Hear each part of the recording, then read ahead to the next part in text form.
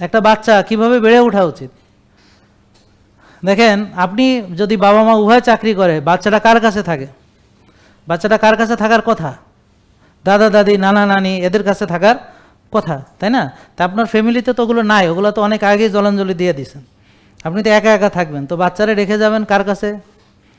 বুঝেন তো, সে কার সাথে মিশবে, তার ক্যারেক্টার কেমন হবে, কার থেকে সে আদর্শ শিখবে, কার থেকে সে নৈতিকতা শিখবে, কার থেকে কি শিখবে সে বুঝে নেন। তো বাচ্চারা তো ডাউনলোড করে, আশেপাশে যা দেখে তাই। তা এখন ও যার সাথে মিশবে ওরকম ক্যারেক্টার হবে। তা এখন আপনি পরে বলবেন, হ্যাঁ আমার বাচ্চা বস্তির মতো কোত্থেকে আসছে, হ্যাঁ হ্যাঁ বুঝে নেন কোথা থেকে আসছে, বুঝে নেন কার সাথে মিশাইছেন, কারে রেখে গেছেন, কোথায় রেখে গেছেন, এইভাবে হবে। হ্যাঁ, এরকম হবে, ঠিক আছে? তো আমরা দেখেন কিভাবে এই যে বাচ্চাগুলো ADHD, হ্যাঁ এটা একটা কমন প্রবলেম এখন, এবং অনেক কমপ্লেন আসতেছে। তো তাদেরকে যদি এগুলো থেকে বাঁচাতে চান, তাদেরকে ন্যাচারাল খাবার, প্রকৃত খাবার, তাদেরকে খেলতে দেন, তাদেরকে ভরে উঠান, তাদেরকে আর্লি ঘুমাইতে দেন, সন্ধ্যার পরে মোবাইল ডিভাইস থেকে দূরে রাখুন, প্রাকৃতিক খাবার পরিমিত গ্রহণ করতে বলেন, এবং সে না চাইলে তাকে জোরাজুরি করে খাওয়ায়েন না। সে খাইতে না চাইলে তাকে খাওয়া নিয়ে জোরাজুরি করে না, মোবাইল ধরায় দিয়ে খাওয়াইতে হবে, এভাবে ভুলায় বেলায় খাওয়াইতে হবে। হ্যার পেট, হ্যার খিদা লাগলে খাইব, হ্যাঁ এবার না খেয়ে যাইব কই? ওর কি পেট আছে না? প্রতিটা জীবিত প্রাণী তার পেট আছে, তার ক্ষুধা আছে।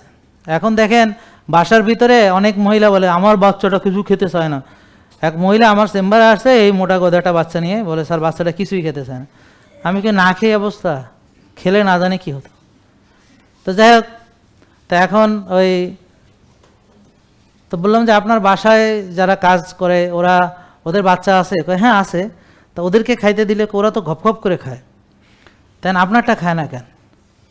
বুঝেন নাই কথা?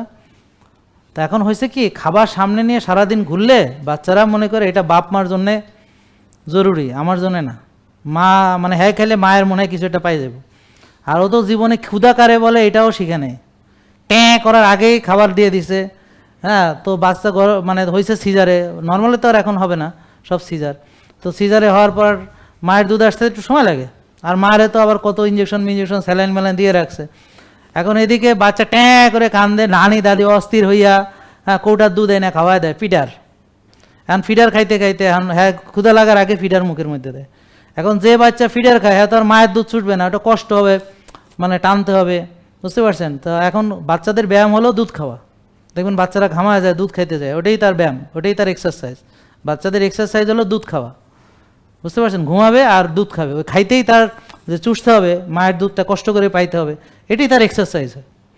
তো এখন এই বাচ্চা যখন ফিডারের দুধ খায় তখন তার এক্সারসাইজ হয় না, আর ভিক্ষা করে যে খায় হ্যাঁ তো আর কাম করে না কোনোদিন।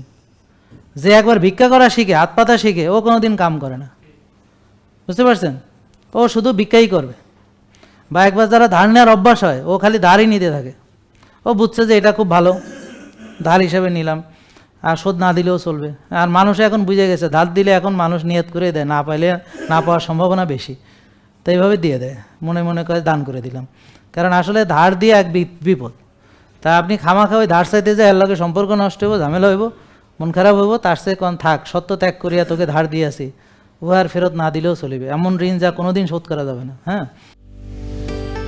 জেকে লাইফস্টাইল, ওষুধ মুক্ত সুস্থ জীবন।